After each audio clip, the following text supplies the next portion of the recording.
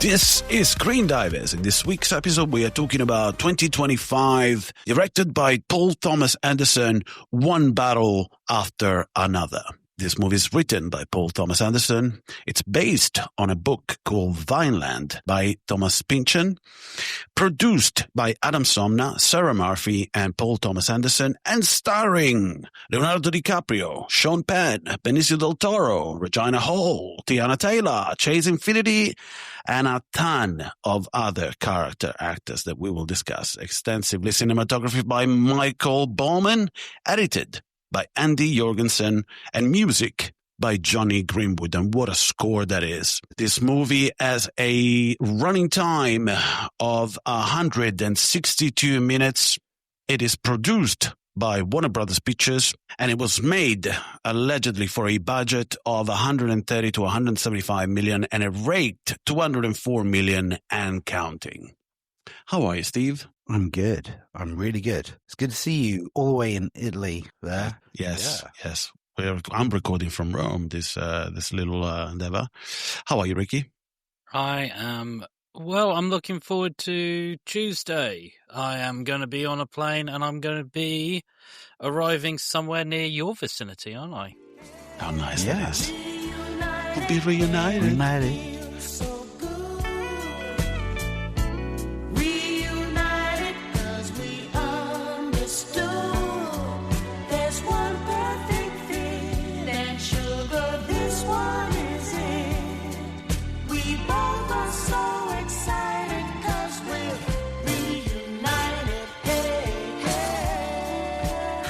What, 2 years? It's been 2 years. No, two and a half? It's been a while. Let's not get sentimental and let's ask a quintessential question, which is, Ricky, what is this movie about?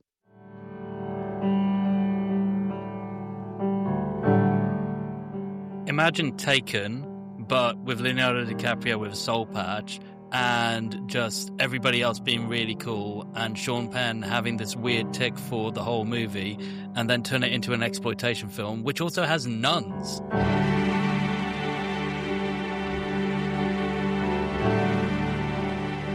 Yep, that's pretty much it. True. Now, okay, just because it's related to this, obviously, we're not going to drop factoids left and right in this episode, but there's a ton if we want to. There's a ton of stuff to drop here. But those nuns, if I'm not mistaken, I remember reading an article on Vice or something like that. And there's nuns that actually grow weed. And I think that's what this is referencing. Which, by the way, one of the best lines in this movie is, that's a joke on God. Is that what? Is that what he says? I've got a note somewhere. God. But the guy goes, I don't know. It's she's staying with some nuns who grow weed. That is a joke on God. The classic line after that of, do they have weapons? I think they're vegetarian.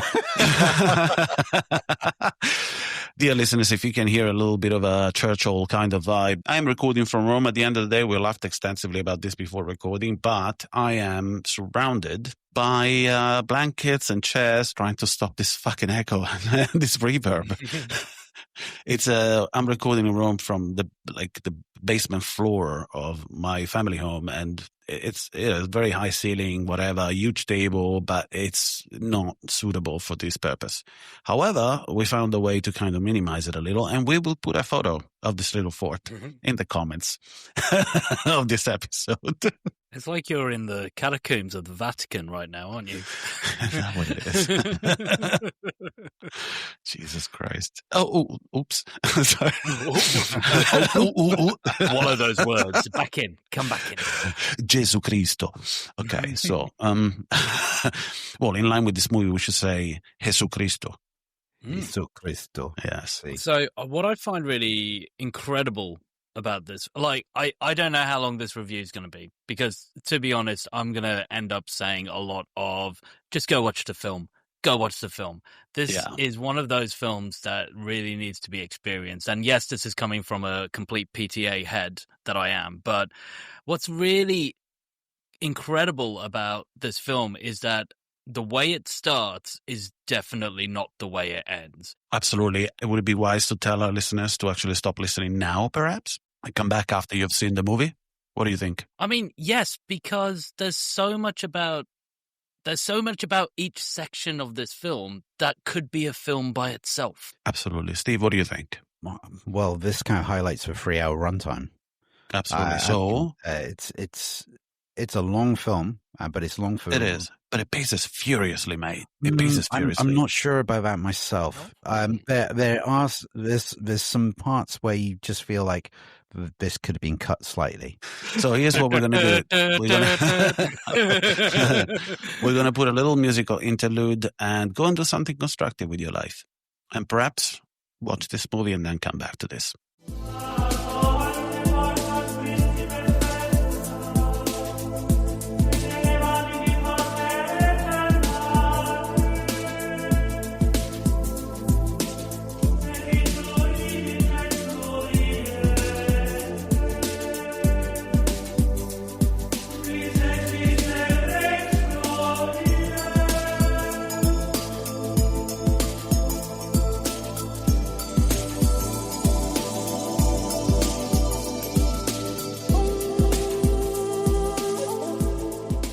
Coming through the gates here, we have got what is probably the most controversial part of the film, which is this is directly relating to freedom fighters around immigration within America. You don't really get told what state it's in, but it definitely feels like California.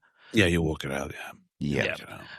But the freedom fighters are definitely antagonists. They're not protagonists in this film. They are definitely the antagonists. But, they are the ones we are following, and there is these amazing put together scenes early on in the film where you're watching them work, and the way they work is really terrifyingly it's extreme. Clean. It's extreme. Yeah. It's kind of, it leaves a bit of room for the movie to be an allegory. If you want this movie to be an allegory for current times. And you know what? I was having a quick exchange with one of our listeners, which also is featured on our show, which is Jeff Walker. Yeah. And he said, this is I can't stand it when he remarks to me the fact that this is a very American movie. Yes, it is. But because it's current, but we live in an age of globalism. So shit like this is happening all over. So let's get it right off the bat. Anyone in the Western world at least can relate to this movie, because this shit, the rise of the far right, the rise of imperialism, again, it's cyclical. It's cyclical and it's global. Nothing new is featured in this movie or is highlighted in this movie. But it is a good time to put it out there. And if anything, when we get to it, I think this is a very controversial movie because it's a dangerous movie.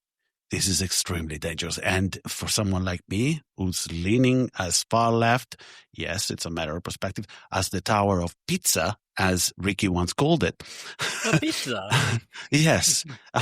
You could argue that I'm a socialist at heart. And ultimately, this movie has a very fucking rise up kind of ending. And, the generational nature of passing the torch to somebody else who needs to step up.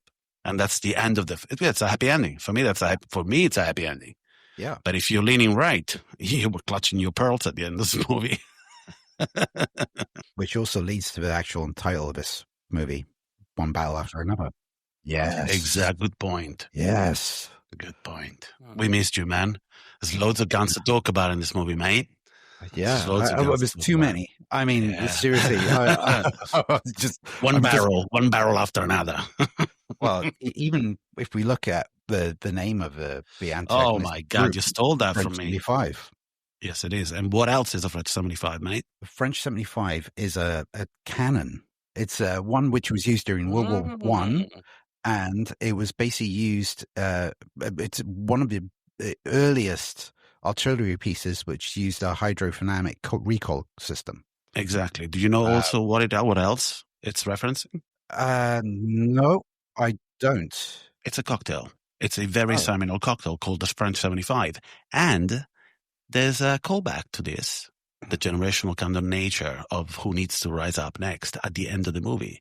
Because at the end of the movie, as Willa, our hero, she's the heroine of this movie at some point, actually. She turns to be, it's debatable though, but anyway, she is scanning frequencies at the end of the movie. She's listening to the radio and she's waiting for a message or a code word that comes from another group called, if I'm not mistaken, the Whiskey Sour, which is another seminal cocktail.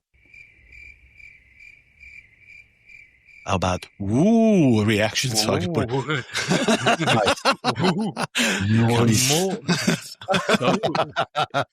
so many cocktails. So, guys, did anybody on our team actually see this in the cinema? Is it going to be you? Did you watch it in the cinema? No, I didn't. I finished my watch this morning. I watched part of it last night, and the last hour I had to kind of like sit down and go through the last hour and 1 minute. Well, you guys knew exactly what I was doing while watching this movie as well, because I didn't want to interrupt the watch. Yeah. I should probably put a screenshot of. Should I put a screenshot of that as well? Actually, I mean, that's up to you. So. That's up to me. Yeah. Maybe that's for our subscribers group. They literally paying to watch me take a shit. That's what's happening. Oh, you've let the cat out the bag now. Yeah. And if we don't put it there now, they want it. The first time we meet Mr. Lockjaw, General Lockjaw, or is it Major Lockjaw? Sean Penn is like fucking amazing in this, mate. I think he's major at that point, isn't he? Yeah. Yeah, you know what he's also major into? Testosterone, because he's 65 years old. Did you see his fucking physique in this? Did you see his veins, man? Oh. Yeah, man. What's with all the tight T-shirts?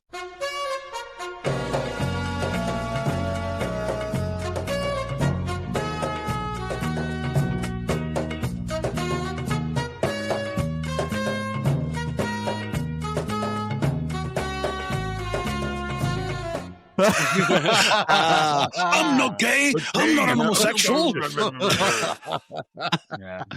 But he's villainous in this, dude. He's Disney villainous in this. It's fantastic. Oh, yeah.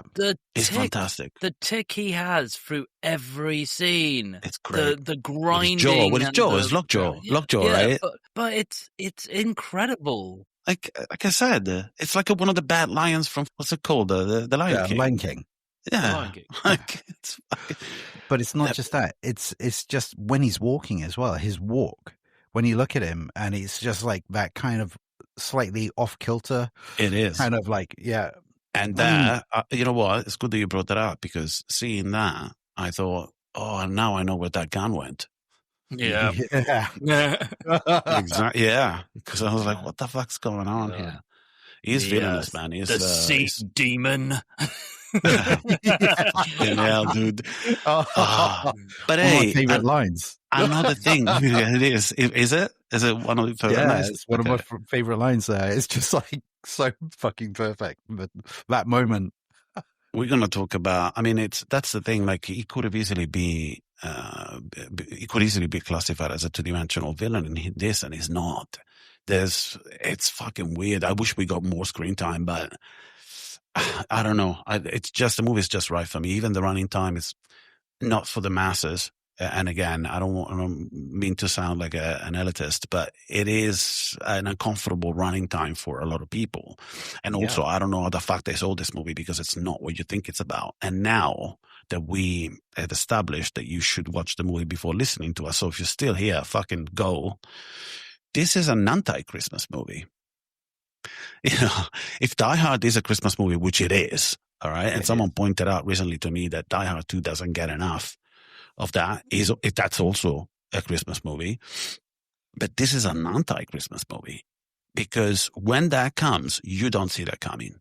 I actually saw the entire angle of him being the father just being telegraphed in this, right? And we're going to talk about, I mean, PDA has always had my respect since Punch Drunk Love. Like, that's a masterpiece. But everything is done. I'm even a fan of Licorice Pizza.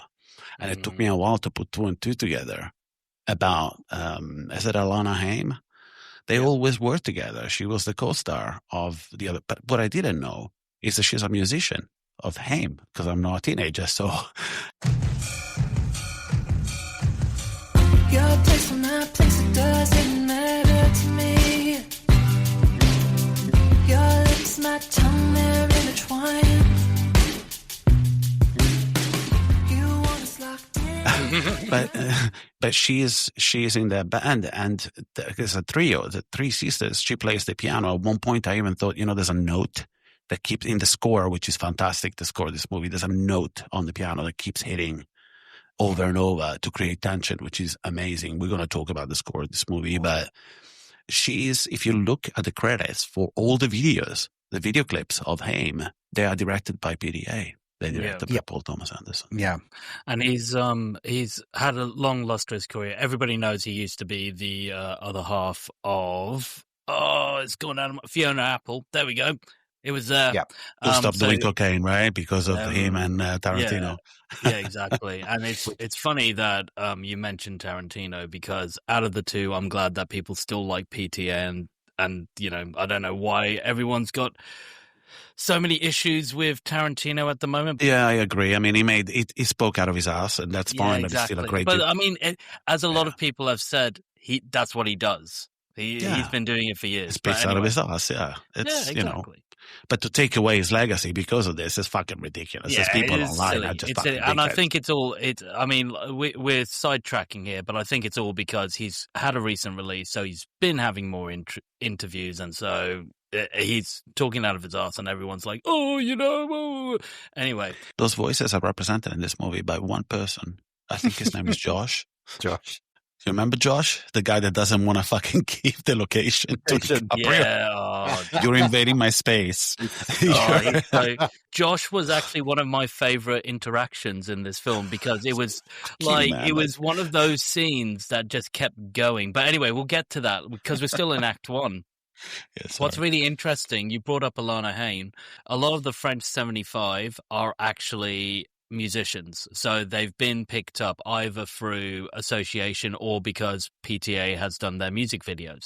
So Teyana Taylor, who played the mum early on, but she is an R&B artist. Tell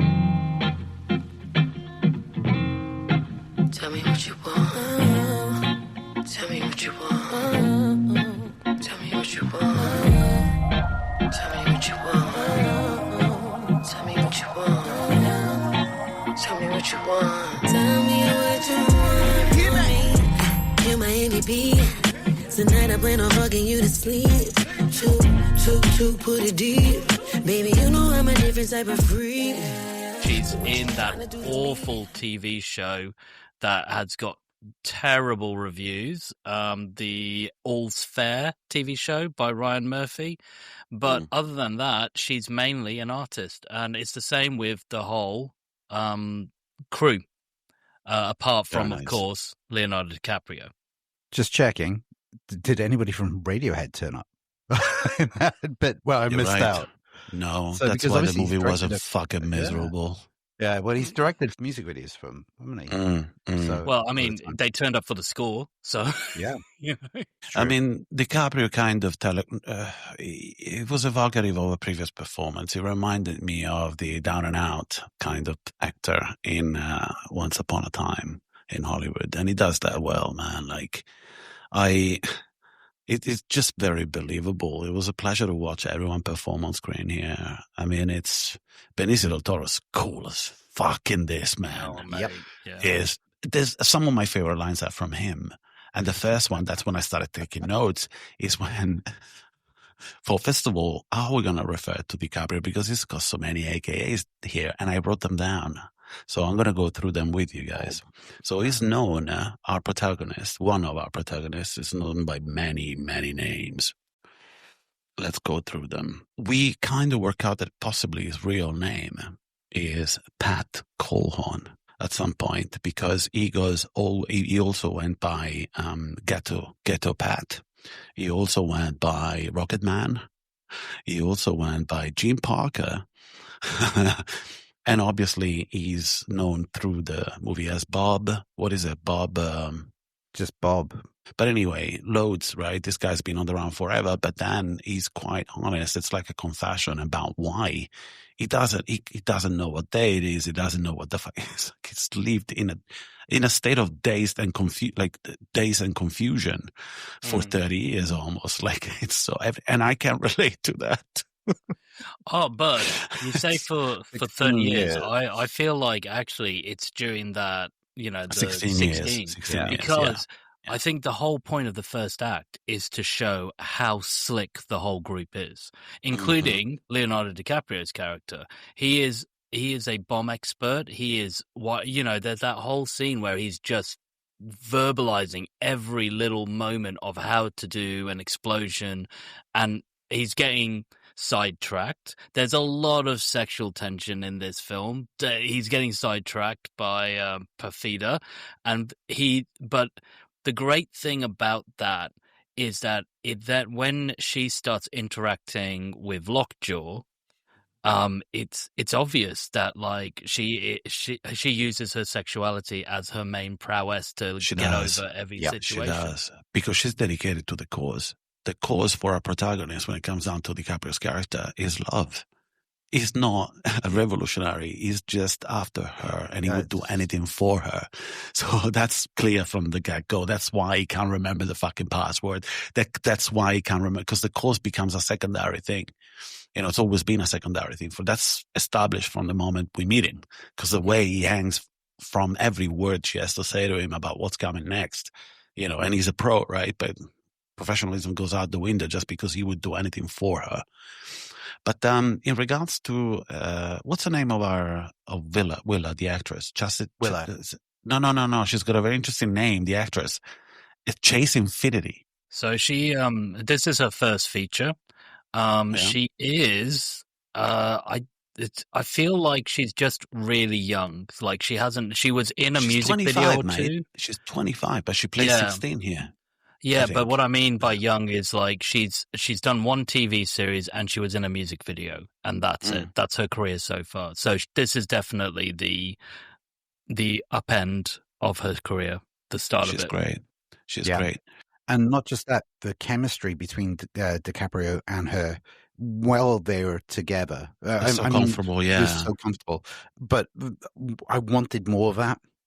I really wanted more of that. Likewise. And I feel that was underused. That's it. There is a little bit of connecting tissue with other dark chapters of the Screendivers history here. And we would be remiss not to mention Mr. Tony Goldwyn. Dear listeners, he was the bad guy in The Sixth Day. I'm just taking over where God left off. If you really believe that, then you should clone yourself. So I can understand your unique perspective. No. So you can go fuck yourself. If you don't believe how much we fucking hated that movie, I speak for myself. I really hated that movie. He played the bad guy over there. He plays the bad tech bro. It's fucking atrocious. But you may remember him because he played the bad guy in Ghost. He plays the bad guy or the piece of shit or the scumbag or the bad boyfriend or whatever in everything. I can't remember a single performance where we kind of get to sympathize or empathize with this dude. But he plays the master uber bad guy here, or the second in command. But when I saw him, I was like, It's so funny that you mentioned him, because I didn't put two and two together till you said it. And straight away, the image that shot into my head was, do you remember the clone that kind of sits up in the Sixth Day with like half an ear? That's what I remembered. I told you I was enjoying this fucking movie until I had to eject and go, no, the Sixth Day, no. We moved from Act 1, and actually Act 1 is quite short. Because I did the whole time checking thing throughout this, so we don't see the titles until 13 minutes into the film. So it kind of has that little bit of there will be blood about it, because there will be blood. You don't get the title until 15, 16 minutes of silence.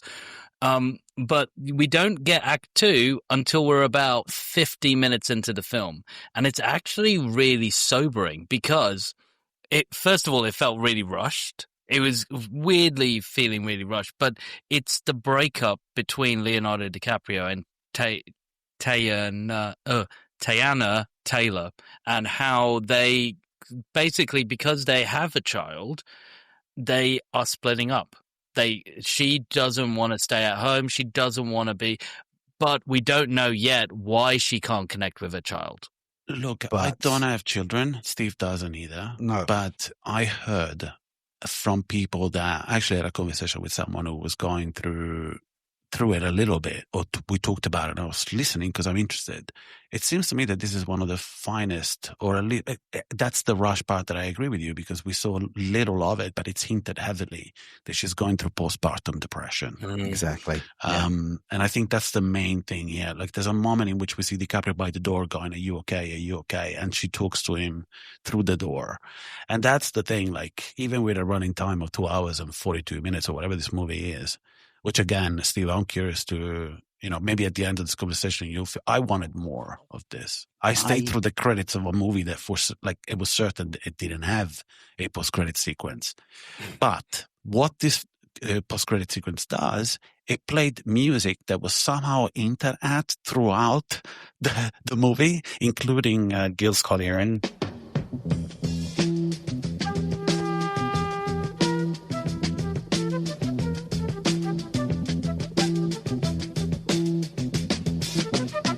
Not be able to stay home, brother. You will not be able to plug in, turn on, and cop out. You will not be able to lose yourself on Skag and skip out for beer during commercials because the revolution will not be televised. Yeah, so what I wanted to try and say was, from my own perspective, because I had to break it up into two separate watches, I mean, I have no fault on the cinematography. I have no fault with the acting. I have no fault with a lot of this movie. It's just the fact that I had to break it up. There was no way I could do the 2-hour run and then do an extra 45 minutes on this. I had to physically sit down. You had to fragment the watch, yeah. Yeah, and I really dislike doing that. I like 2 hours for me is like pretty much a sweet spot. Even shorter, 1 hour, 40 minutes, 1 hour 30 minutes is a good movie length. This obviously is almost double that. Agreed. And like, I feel that every single set piece, from even that chase scene towards the end, where it's just one open road and they're counting the stops, it could have been cut down. But it didn't need to be cut down at the same time because there was a method and logic to it. I think PDA got to add. Let's refer to him as PDA. It just is, Paul Thomas Anderson. Yeah. I think he deserves a great respect as a filmmaker. So no disrespect for him. Exactly. I think he probably enjoys that as well. I think he got to play. It's possibly the most playful movies made, not because it's a comedy or anything. There are comedic elements in this that are kind of bring levity to sequences that technically don't have any. But he got to play. Is this a showcase of how to do a thriller, how to do action, and he knows how to ramp up suspense in this. There's a sequence at the end of the movie. He plays with the scenery. He plays with the up and down of the, what would you call those? It's like almost heels, when the car disappearing and reappearing, and you're fucking in. Yeah. I was enthralled. I was like, oh God, this is like, then the car, obviously it's an homage to Bullet. We're going to talk about the cars in there because I took notes that are amazing, both of them. It's a high octane chase, but it's also paced like a thriller. It's not like an action movie. It's bizarre. And it's an action piece in this, but it's paced like a thriller. There's another one which from a visual standpoint is beautiful, which is the jumping off the rooftops and the silhouette of the skaters and him following, which is kind of, again, it kind of gives a fragility to our protagonists. We already see him as teetering on the edge of a breakdown anyway, from the moment we meet him, but or someone that would be prone to that. I don't know if you paid attention to it, but I realized by the end of the movie, he's in a bathrobe all the way through the fucking movie. Like the dude, almost like the dude jumper it's so iconic, right? I wouldn't be surprised if people dress up as him at some point for Halloween or something. Like I've got him. I'm doing it. So you're doing it, yeah. Especially those, the eyewear, which is basically straight off a rack. And the fact that it's the eyewear that you have once you've had vision correction. Mm-hmm. So and that's a deliberate choice by DiCaprio.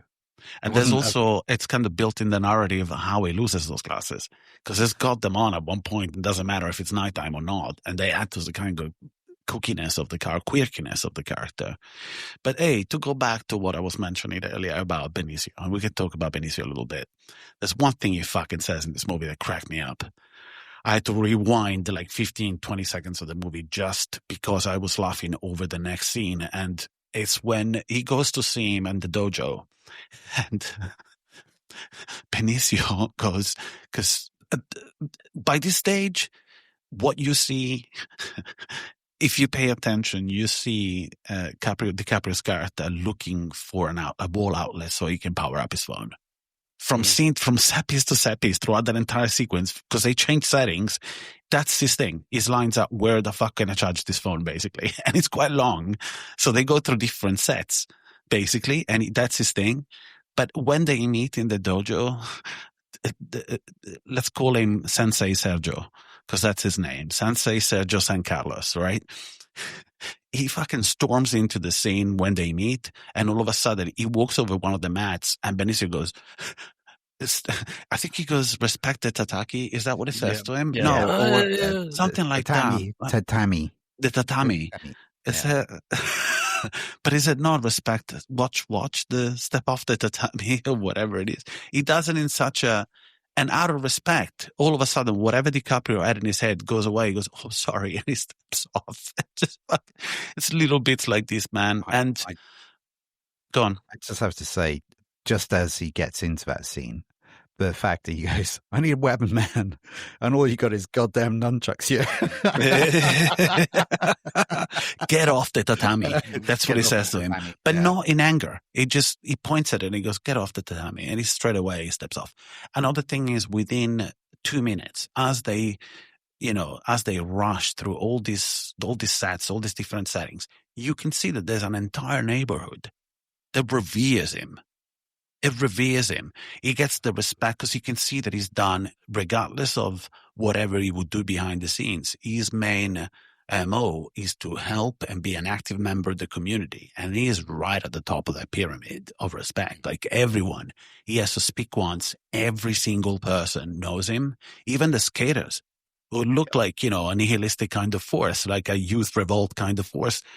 But they straight away, they go, yeah, we'll do whatever the fuck you need us to do. Straight away. They don't work for him, but they have enough respect for him to go, you say what we need to do, we'll do it. And he gets that from everyone he interacts with, but the cops. Yeah. I mean, like, Sensei Sergio is probably one of the best B storylines I've seen in cinema in a long time. The fact that we talked earlier about him, Bob talking to Comrade Josh, and just being, and it being a commentary to telephone operators, especially when you've got a problem. That's what it is. It's I just identified so much with him in that scene. Like the whole what time is it? I don't fucking know what time it is. But it's like, I've got to end the call. That sort of, that whole rigmarole. But during that scene, why it's one of my favorite scenes is when I was first watching it, and it's a scene now that I've seen 5 times, even though I've only watched this film this week. During that scene, there is so much going on with Sergio that if you're listening to the conversation, you don't pay attention to what Sergio's doing. But the fact that Sergio evacuates a whole building with about 50 to 60 immigrants with no effort. As you said, everybody listens to his first sentence and just does it. And it's such a phenomenal scene for cinema at the moment. The way the camera moves through the building, the way that little cuts are made here and there just to show you what the next step is. And by the time the phone call ends, that building is empty. There is nobody in that building. It's such a work of genius, that whole scene. And it's so funny. It's not only like a let's clear out a building scene, but it's a let's make the audience laugh their asses off throughout the scene. I just want to say one little thing, because the whole point about what time it is, and Sensei Sergio turns around and goes 8:15. Yes, exactly. That's what I wanted to say. And you know what? He does it while he's washing his hands or something. Yeah. And I wondered, he knows the password. He knows that's the password. I think that's the password, but he doesn't go on to repeat it or whatever. He just lets him fucking, because he knows that the password's not going to make a difference right now. Right now, that's not what they need to do. Right now, they need to do something else. It's DiCaprio who's in panic mode. And in fact, even it's acted so well by him because it's like he's got a mission and sticks to it. The moment he's sitting on the couch and it just...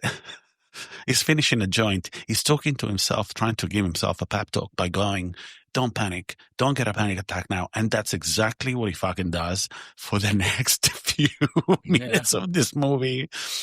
And he finishes the joint, by the way. Right after that, he takes another talk. Like, it's fucking, it's great. That's great. And again, like, Sally watched this with me, and she turned around to me today, because I rewatched parts of it today. She turned around to me today and said, do you think that what Bob did and what Bob went through, that if he just sat at home and let everything happen without his knowledge, do you think the movie would change? Do you think the outcomes would change? And I said to her, no, Bob is going through a panic, as you said, going through a panic attack. He's going through the motions. He is not the soldier he used to be, but... This is where my theory about this film comes in. Ocean waves, Ricky. Ocean waves. My theory about this film is that PTA started writing this film about 20 years ago when he was a new father. He had been in a relationship with Maya Rudolph. They had a child a couple of years later in 2003, I think. And this film is basically him addressing what is a good father. Because as you said earlier, there's a very heavy-handed, is Bob even the father to Willa, or is Stephen J. Lockjaw the father? It doesn't matter. It's kind of like it's a MacGuffin of the piece. But it does matter because the overall storyline is, which one is she better off with? The complete fuck-up who has had trauma, who can't even get up his ass anymore and just smokes weed all the time, or this General Lockjaw, who might have a future somewhere down the line. He might, but he represents everything that she would never be. Also, it really highlights the fact that fatherhood is stepping up, not biological. It fucking doesn't matter for shit. Yeah. Because, that's it. That's fatherhood then? No, that's not. That's ejaculation, by the way. That's that's your ejaculation. That's what. Yeah, that's not fatherhood. Anyone can do that. There is a killer line from. It made me laugh out loud, and I identified. I don't have kids, but I thought, Ricky, you do. Steve, maybe this went through your head, but there's a moment when they come to pick up Willa. Her friends come over, which, by the way, we're going to talk about how John Hughes that scene was when the kids are getting interrogated. It's fucking great. It's a nod, I think, purposely. I think he did it that way on purpose to pay homage. But there's a line when they come to his house. Bob goes up to the door and he puts an arm around this guy, Pedro, or whatever his name is. That's quite racist, but it looked like a Pedro to me. Oh, Pablo. Is that his name? Pablo? Hey, I was born in South America. I'm Italian, but I was born in South America. That's not the story, so I get to say that as well. But he goes, listen, I'm going to tell you something. Whatever you do to her, I'll do exactly the same thing to your entire fucking family. I'm not fucking around. Then she comes and she goes, Dad. And he goes, we're talking about freedom, baby. Freedom is a funny thing. When you have it, you don't appreciate it, then it's gone. Poof. It's exactly. And I thought, I like to think that Ricky would say exactly the same shit to someone again who comes to pick up his daughter. For sure. Like, I'd probably actually take lines from Taken. I know where you live. I have got a certain skill set. I would just say, there's no search. They'll never find you. They'll never find you. I welcome you to a better life. Oh, that's a cut. Your disappearance will haunt your parents' dreams. That's what I would go. Nothing. We're just talking about the weather. So there was one other quote by Sensei Sergio St. Carlos about freedom. You know what freedom is, Bob? What? No fear, just like Tom fucking Cruise. Yeah. Benicio slams in this fantastic. One. He's absolutely fantastic. Everything around him as well, and they put it in the fucking trailer. When he just disappears, he vanishes under the mat, and then the mat rolls out. There's some beats that maybe my brain went there because of Benicio's presence in Anderson's films. But Ricky, there is a little bit of symmetry here. There's some of the framing was very, and then I went to look at the cinematographer here. He does have that style, because I look at his other works. Like, he's worked with David O. Russell as well. And it's got that way of framing things that is very, I don't know. It's almost, it's iconic because symmetry, in my opinion, is. If you look at Kubrick's work or whatever, anything that is framed with a certain amount of symmetry, it's very photographic. It's got that quality, that stillness to it, that it's easier to remember than, the kinetic kind of quality that is in an entire sequence. Yeah, and I mean, Michael Bowman, who was the cinematographer for this, every time he has come to work, he's also a lighting technician as well, but he's been around some of the most famous people when it comes to learning the art. You said about the cinematography, you said about the symmetry. I think it's the most evident of when Bob jumps between the buildings and doesn't make it and falls straight down. That alleyway is right bang in the middle. His fall is right bang in the middle, and it's stunning. This film is stunning. There's like no other words to say about this film. I actually think we're going a little long on talking about this film, because I've got nothing more to say apart from go watch this film and go feel it. The only other thing I would say about this film, this is probably the closest PTA has come to making an exploitation film. There are I mentioned the Nuns earlier. Everything Lockjaw does is so exploitation-astic. Even the secret Christmas adventurous society he's trying to become a part of. It's so mate. Yeah, it's so exploitation. There are so many 70s, 60s. It's pulpy. It's the most Tarantino film PTA has made. Yeah, okay, I'm sure that they must have consulted with one another when this was. But it's beautiful. That's the thing. There's no way, right? There's no way, with Leo involved as well. There's no way that they didn't talk or they didn't exchange ideas. I mean, they're friends. They're still friends, but right? we can think. We can surmise, or we can come up with our own theories. We can assume. Yeah, we can assume.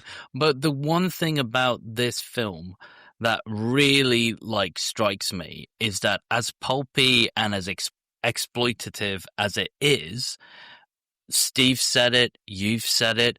Your eyes do not leave this film. Your brain does not leave this film. You want, and you said this reminded me very much of Three Billboards, because at the end of Three Billboards, the film ended, and I was like, but what happens next? And this film made me do that again. It made me go, "What? Come on, what happens next?" And I think there's one thing that PTA films always do my head in. Is I go, but you've just established the characters and the film's ended. I felt like that with Magnolia. I felt like that with Hard Eight. It's like, why you've spent so much time establishing the characters and now the film's ended and you're never coming back to these characters ever again. I know. But we would be remiss not to mention the many symbolisms featured throughout this film. There's a ton, and that's why I think it's one for the ages. I think he will be remembered with this for quite a while, and it's going to be hard to top this one. So he's raised the bar for himself as an artist. But the names assigned to some of our protagonists, and one of them in particular, it's almost on the nose because it's heavy-handed. It's Perfidia. Maybe I picked up on it more than anybody else because it's, I'm Italian, that's my native language, but that's a Latin-based language, and there are some words shared in Latin-based languages. Perfidia stands for treachery, faithlessness, betrayal. And that's because from Latin, perfidia is beyond faith. And it's exactly what she represents in this movie. I mean, look, I had, this is a deep thought, right? With information that it's useful to our listeners. But then, like a fucking idiot, I spent most of the movie going, are those our eyelashes?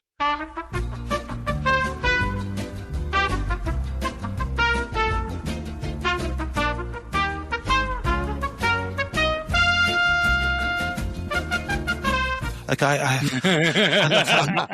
because they look cool as fuck, and I just thought, are those natural? They're not, right? They're not. No, That's they're not not a thing. natural. Okay, thank you. But they are That's pretty. how stupid I am, mate. That's how dumb I am as a human. But anyway, the cars. The cars featured in this film, we gotta mention them. And I'm not a car nut, but fuck, man, that sequence. Oof. Of course, he paid homage to Bullet in this by using that car and the pacing of that sequence as well. The two cars featured in that, in the final showdown, because it is a showdown, that's what it is, right? They are a Ford Mustang Shelby GT500, okay? But this obviously throughout the ages has been made in different years. This is a 2013 model that is given to the antagonist, all right, the assassin that works for the Christmas Adventures. Yeah, club. The Christmas Adventures. We're going to talk about these guys in a moment. And the car driven by Willa is a Dodge Charger LD Interceptor. Yeah. Now, very briefly, okay, there's another character that we would be remiss not to mention, and I wish I knew the name of the actor. I think he's of a Native American descent. There is a sequence that, we assumed, and we supposed for a moment that there was an exchange of ideas between PTA and Tarantino. I think it's indubitable that this happened, because the entire sequence of him having a pang of guilt in the car waiting is the equivalent of Butch standing on the doorway of the pawn shop in Pulp Fiction. He could leave. But this guy, for a second, because he does have a code that it's fleetingly mentioned during the exchange with Mr. Lockjaw, with Colonel Lockjaw. He says, I don't do kids. And he wasn't going to take the job. He knows exactly what this is going. Once he drops her off, he's in the car. The camera pans away from him. It goes back to him, and you can see him. You can see him going, fuck. And he doesn't go fuck because he's quite stoic as a character. That he picks up the shotgun and goes back in. And that's super Tarantino. That is a super Tarantino thing to do. What is the name of the actor? Because we got to mention him. He's great. I wish we got more of him in this. I mean, some of the names in this movie are great. We got things like Jungle Pussy. Pussy. Yeah. She's in the bank robbery sequence when she's on there. She's great. But I think she goes by the name, her stage name is Jungle Pussy. So you're joking.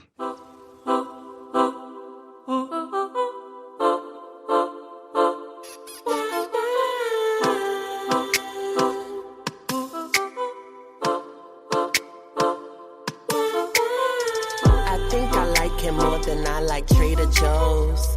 I'll swallow kids if he start eating vegetables. New York nigga with the love for Arizonas. I got the juice, he about to start sipping. I think it is, but don't quote me on that. I've got to deep dive into all of these careers now after this film. Well, we're gonna have, for our listeners, go look for the name of this. I think he's Native American because he looked like he was, but I'm not entirely sure. Although he was quite memorable in this. Now, we mentioned the evil organization called Christmas Adventurers. There is someone that I have high praise for. You may know him as David Wong. David Wong now goes by his true name, which is Jason K. Pargin. He's an author. Who the fuck is he? In case you don't remember, he wrote a book that became a movie called John Dies in the End. He's still very active. Yeah. And if this is not familiar, if you see the name Jason K. Pargin, stay for those reels because they're always very informative. He has got a great sense of wit and humor. He's fantastic. But one of the things that he's done, and he gets a pass because I have high respect for him, he's released a reel that spoiled this part of the movie for me. And I was quite upset. However, it didn't detract from the enjoyment I would experience, but he did say something poignant that in retrospect makes sense. This movie can be categorized 100% as an allegory for current times, for ICE, for the current rise of imperialism again in the West, all of those, yeah? And if anything, it's a call to arms because that type of extremism, I don't think is actually happening. This movie is very hopeful in that aspect. I want the younger generation to rise up, perhaps not via the means of violence, but there needs to be activism that goes beyond collectivism. And they are taking this away from the younger generation. And this is the bit that is going to get me shot in a parking lot or arrested. rise up. Rise up. If you're listening to this, wake up, rise up. No, I'm joking. Screendivers' viewpoints are not represented by I'm gonna get us fucking cancelled. Holy shit. I thought we'd be cancelled by now anyway. What did you think that they represented? Okay, here's the kicker. He does say something in the reel. He kind of spoiled this part of the movie for me. But he says something that this movie is placed in an alternate parallel universe to ours. And it's very true, because there is no such thing as that. They're also an allegory for something else, something as dumb and stupid as perhaps the current regime, because that's what it is. Yep. You know what I mean? And I guess that's the foundation for the allegory, for those symbolisms, right? Right? Yeah. Yeah. I believe But is the... Yeah. It's the stupidity of their cause that it's fucking bananas. Because technically they are equivalent to the fucking Klan. It is about race purity, whatever else. But the fact that they also, Ricky, what do they believe in? Because please, they believe in fucking Santa Claus, dude. They're using Saint Nick. Yeah. It's St. Nicholas, but may he be bountiful this season. Oh, this is our Christmas episode. That's what I'm fucking saying. It's a Christmas movie. But even the knock on the door, the secret knock that they have, was like a fucking Jingle bells. Yeah, jingle bells. It's just Dun, dun, dun, dun, dun, dun, dun, dun. Yeah. But again, this script has been written over 20 years. And we also know that PTA loves his little secret hierarchical societies. Hence, he did The Master, which isn't about science, isn't about Scientology. Anyway, is it in the movie? I can't remember if Philip Seymour Hoffman if it's named L. Ron Hubbard. No, it's never mentioned. They purposely call him The Master, and they purposely don't introduce any other aspects of it, because let's be honest, PTA still wants to work. Dude, they're not light-footed around it. No. It is. But but again, it's not going clear, that documentary. It is The Master. It is a fictional piece of work. But what is interesting about this society is that some people might say it was QAnon, some people might say it's the current regime, but there's always been some sort of hierarchical, predominantly Caucasian group in America who have been trying to control things.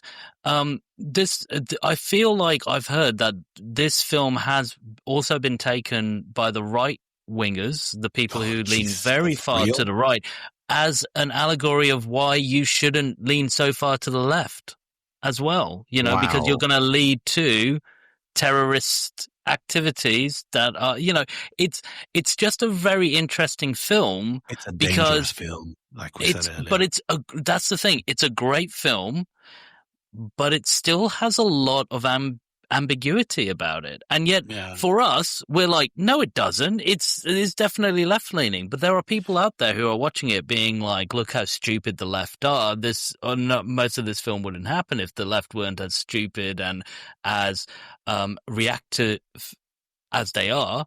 And this is what it's going to lead to. And it's just such a good film for that. Absolutely. Blink and you miss it. And that's why that scene is kind of short for a reason. Is the Eddie Van Halen character. The cops or the part of this part of task force or whatever, they have someone who infiltrates the other side with fucking Molotovs, and he's the one that turns this into a riot. It works for them so that they can respond. That happens. That's a strategy. Mm-hmm.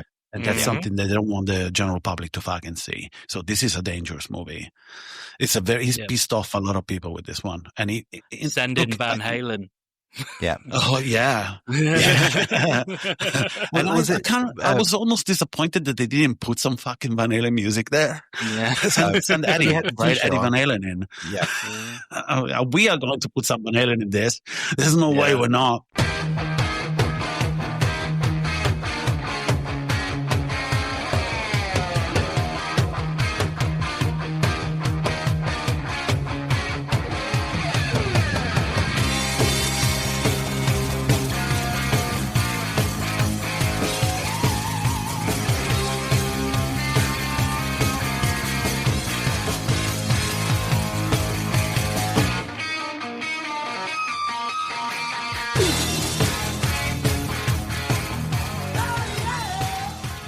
But yeah, I mean, like, there's so much in this film that doesn't actually lean either way in a weird way. Like, it never says that what the group are doing right at the start are the right way to go about things.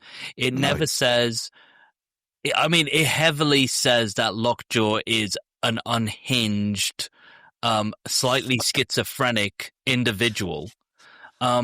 However, all he just likes the black ladies, as he says. You know? I really love them.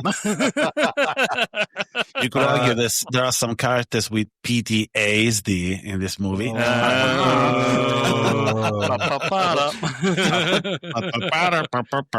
that entire section of him spying on them, spying on her. Let's just get that straight. He's spying on her assets.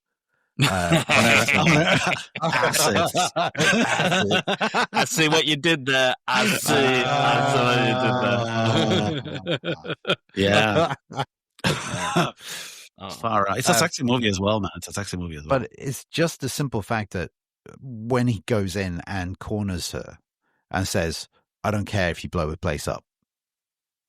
I want you to meet me in this place. Otherwise, it's all going to go to shit. That's it. We were talking about this movie being possibly the most playful PDA got to be in a while, and I think he's also paying homage to some giants in the industry, some big directors. Like the entire getaway sequence from the bank reminded me of Michael Mann. Just the way the cars are, the way that's shot, it's fantastic. It's fantastic because you're waiting for things to go wrong. You're waiting. You're there. You're like, you want to know. You want to fucking know what comes next. Just like that sequence at the end. So, according to Paul Thomas Anderson, the final chase scene is seen as a homage to classics like Bullet, French Connection, it is, Seven Ups, Vanishing Point, the Sugarland Express, and Ronin. Well, yeah, and I got Ronin really, really well in that. I mean, because that's one of the best other chase sequences. It's fucking fantastic. It's fantastic. You talked about Michael Mann. I mean, I think that's evident from the start of this film. You know, what I was talking about earlier about when you see the title One Battle After Another, that's a Michael Mann sequence, the way they're like shifting into the courthouses and it's cutting between each group and they're just being very clean. And it's just, this film is great. All right. I don't know what else to say. Useless info for the fucking number nerds. The titling sequence of this film comes on at the 12-minute and 50-second mark. The title of this movie is uttered at the 13-minute and 21-second mark of this movie. That's when we hear One Battle After Another. Look, we can keep talking about this, but there's no way to... You just need to watch it. Are we wholeheartedly, all of us, recommending it? Yep. Yes. Yes. Yep. Yeah. There's a definite 100% yes on this. We wouldn't have said multiple times throughout this podcast, stop what you're doing right now and just go watch the film. Come on. If we didn't recommend it. I just wanted to highlight that this is Paul Thomas Anderson's fifth and final feature film with his assistant director, Adam Sommer. Oh. And he died of cancer in November 27th, 2024. So we just got to say that because There Will Be Blood, The Master, Inherent Vice, and Licorice Pizza. He was the assistant director. Which, by the way, very underrated, but Licorice Pizza, for people that just walk into it thinking it's one of the finest hangout movies I've seen. As in, you watch it and because it doesn't go from A to Z. Like it's a very, don't seek for the closure of a finale in that movie because that's exactly what it is. It's a hangout movie. It's like if you picture yourself as hanging out with these people, it's fucking fantastic. I liked it a lot, you know, but that's a different animal compared to this movie altogether. Perhaps you got some notes on guns, Steve, featured in this movie? The only gun I really wanted to mention was the Remington 700 hunting rifle, which was handed to him by Benicio Del Toro. Nice. And that is a BDL version, and and obviously he tries to take that attempt on Lockjaw's life with it, and it's perfect. It's a nice hunting rifle. Benicio, man, everything that comes out of his mouth, even the beat when he gets stopped by the cops and he's doing the little dance, and they go, "How much did you drink?" And he goes, "A few small beers." Yeah, it's great. What did you throw out? It's like rubbish. Yeah, exactly. Trash. Rubbish. But like even you mentioning that rifle had more of a character arc than Leonardo DiCaprio did in this catalyst for sure. I mean, it's just the simple fact that he was trying to reach out while we're in that room as well, and he was trying to get under the bed to pull out the the gun, and it's just like all those little bits. Yeah.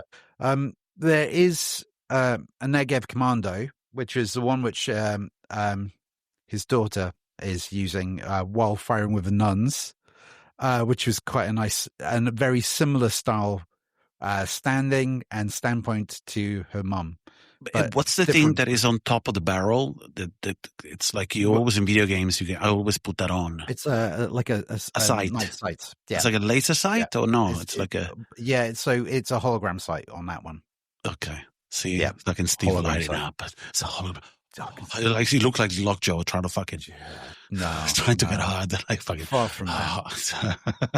Dude, we were talking about the suspense being built into sequences so masterfully, and we have another, which again, to make an object a catalyst or something like a car or a driving sequence. So in this case, it was a paternity test machine. Yeah. And the entire exchange happens as you're waiting for the lines to line up. You don't know how this machine works. You don't know if it's real. You don't know if but it doesn't matter. Because all of a sudden you are waiting for this device that may or may not be real to give you something as the viewer. And it fucking did that to me. I'm waiting. They are waiting. He's waiting. She's waiting. And I, as the viewer, I am waiting for these lines to line up. You know what I mean? I mean, I'm pretty sure that that's not a real machine, Brian. I don't know. But it looks real. So there's verity. We are waiting for confirmation for this thing that might as well be a fucking transporter from Star Trek.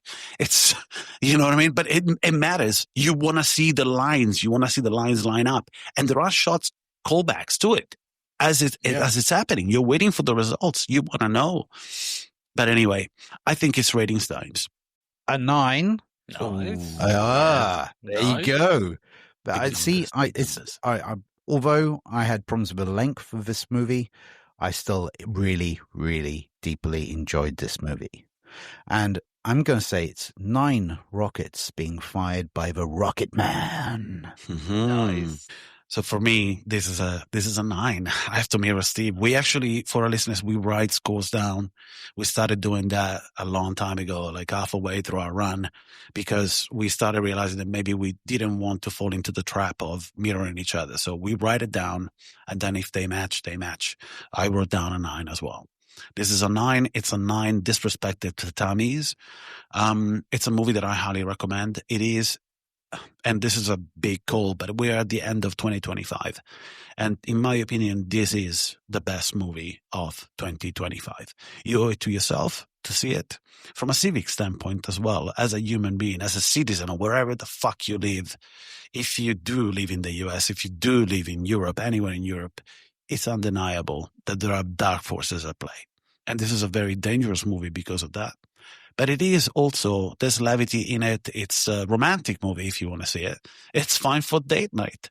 The only thing that works against it is the running time, but not for me. Absolutely not for me. In fact, I promised I would post a shot of me not wanting to fragment this watch. So I did it. I just turned the TV in my mom's guest room here in Rome while I'm visiting, so that I wouldn't stop watching it, because I couldn't stop watching it. So I highly recommend it. There's everything in it. It's a dangerous movie. It's an important movie. And the performances are among the finest you'll see in a while. So it's memorable, and that's what you want from anything you spend your valuable time on. Thank you for your 9. Thank you for your other 9. I think everybody knows how much of a PTA head I am, and mine was and it's not going to come in view, but it's a 9.2. It didn't come in view at all, but it's a 9.2. This is by far, it feels like the most, as Umba said, fun that PTA has had in a film. It also feels like a genuine call to arms for everybody who is involved in this film. There are so many shots in this. There are so many little quirky bits. And to be honest, I couldn't even see Sean Penn in that role. All I saw was Lockjaw. I didn't see Sean Penn as an actor in this film. So 9.2 what? 9.2 and another classic line. 9.2 little Latino Harriet Tubman situations. Mate, there's no way that I'm not changing all of my passwords to Mexican hairless. And on that note, this was Umba. This was Steve. And this is Ricky.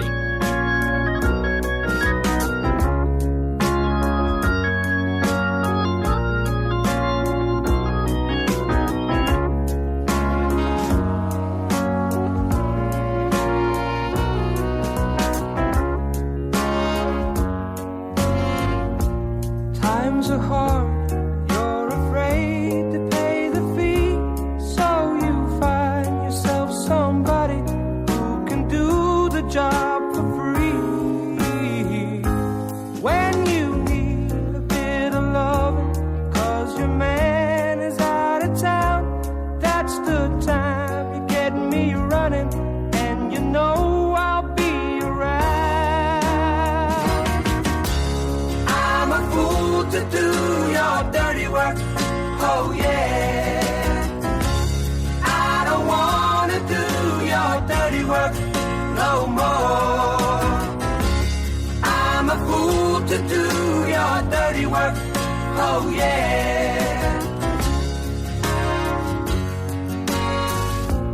Light the candle, put the lock upon the door.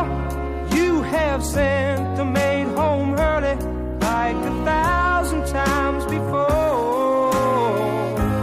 Like the castle in its corner in a medieval game, I foresee terrible trouble, and I stay here just the same. I'm a fool to do your dirty work, oh yeah. I don't wanna do your dirty work no more. I'm a fool to do your dirty work, oh yeah.